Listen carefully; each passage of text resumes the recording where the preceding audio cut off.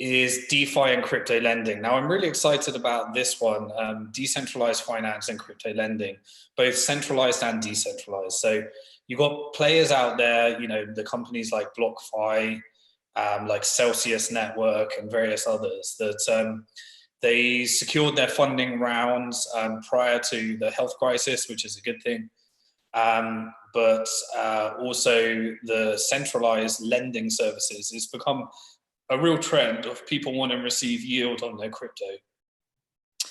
There's real interesting questions in terms of how yield is actually generated. So sometimes it can be a bit of a black box. And what we saw in some of the decentralized solutions is that products like the stable coin DAI, in the crash of Ether during the health crisis, we got to see the first tests of some of these products. And so obviously, because the price crashed so much, that leads to a margin call, which is built into the code. And some people weren't forecasting such margin calls from black swan events, obviously. And so, we're starting to see some of these layers. So the companies that survive from this, they're going to be a lot stronger in terms of some of the things you were talking about with exchanges, Adam. If they can survive through these large margin calls and learn from it and become stronger, then really as it returns to business as usual. What I found particularly interesting is, for example, Binance was announcing that they can offer 8.25% return on those that take their dollars and convert them to BUSD, a stable coin. Now, what is particularly interesting is people are looking they may be looking to get into crypto when in an environment where they've gone to cash. So a lot of people have got out of their assets into cash.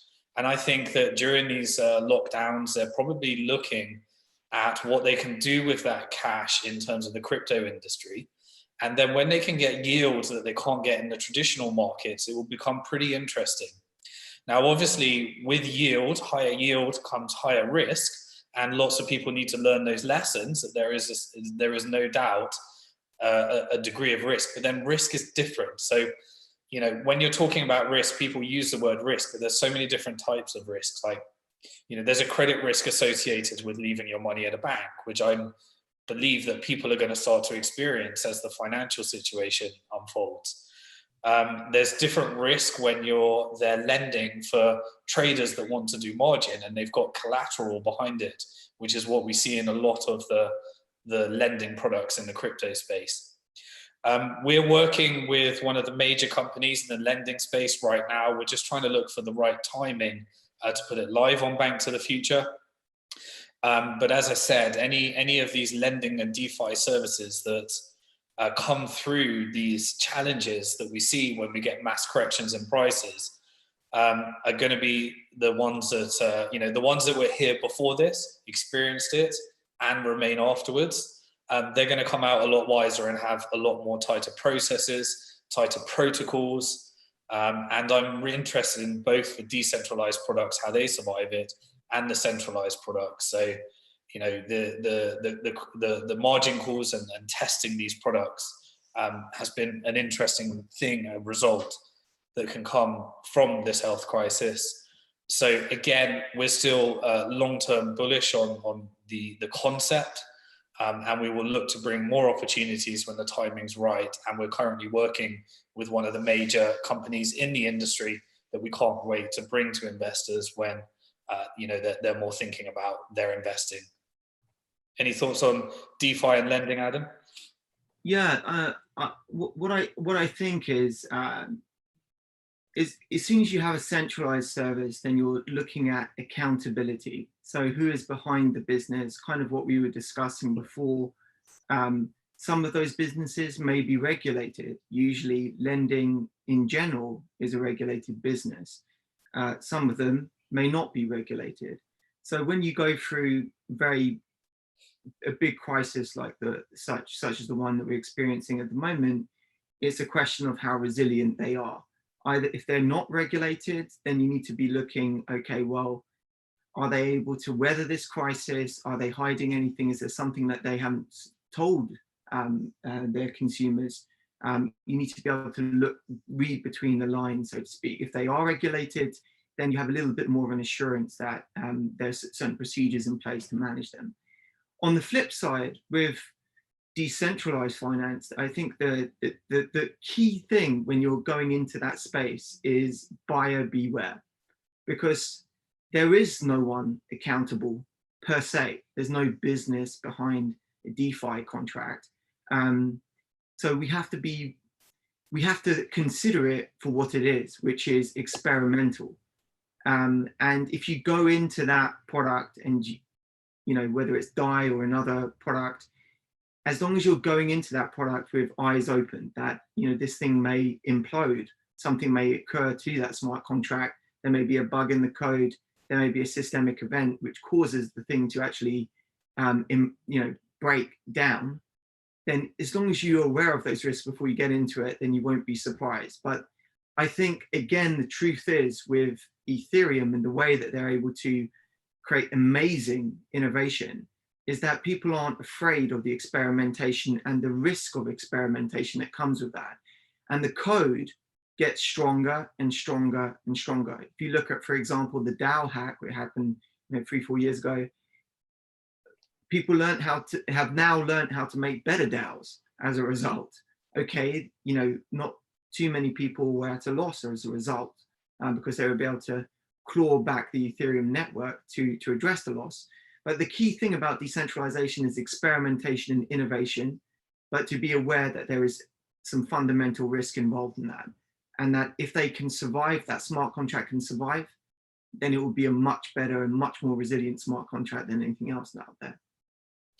Yeah, exactly. The likelihood of black swan events in DeFi are just exponentially more than when normal products, because there's so much uncertainties in something so innovative. So it's just a question of making sure you're not exposing all of your crypto wealth to that, and you're really using these products with it in mind that how will I feel if I end up losing all of that due to some bug in the code or black swan event that no one was qualified to forecast. Right, so we've got a few more industries, and I do want to take some questions, so I'm going to try and get through them a little bit faster. The fifth was crypto wallets. I think the real key important thing here is people learning the difference between wallets that act like banks, where they take custody for you, and wallets that are essentially give you the freedoms that people need to understand that they can own their own money during this financial crisis as a hedge against money that's held at a bank or custody. And there are downsides and upsides of both. If you hold your own money, you're responsible for securing it, which is not necessarily the easiest task. Entrepreneurs need to create more innovation to make that easier. But if you are holding it in central custody, then you're at the mercy of the counterparty risk. And what we can see is that counterparty risk can be significant in times of uncertainties as well. So if some companies like crypto exchanges were engaging in the equivalent of fractional reserve banking, you tend to find that these things get exposed during times like this, when people might be withdrawing from a centralized wallet to a more decentralized wallet, so they can take some control during these times of uncertainty. So the demand for wallets, I'm forecasting, will definitely increase as a result of this. And people start to learn the difference between wallets where they own the private key versus wallets where the private key is stored by somebody else and they give that responsibility to somebody. Any further thoughts on wallets? Yeah, totally. I think it's about, in the beginning, it may be a bit too complicated to self-custody, but that's the direction that you want to be heading in. And, you need to learn a little bit more, read a little bit more, ask questions, places like BnkToTheFuture, how do I do these things? And get the answers to those questions so that you can end up in a position where you can self-custody. Because I think a lot of people start their crypto journey, they end up storing their crypto in a place and then forget about it, but they don't go the full journey across. And even some people, they don't even get to owning crypto. They just have a 4x price exposure to Bitcoin. So I think everyone should take the full journey, and I think you do that in increments if you're new to this.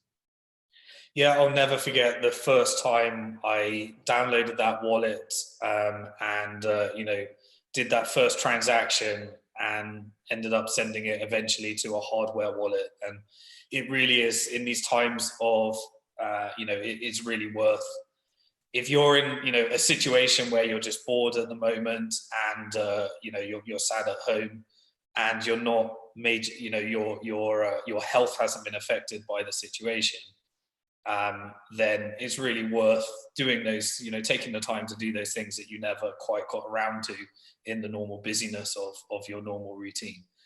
So try and go through that full journey.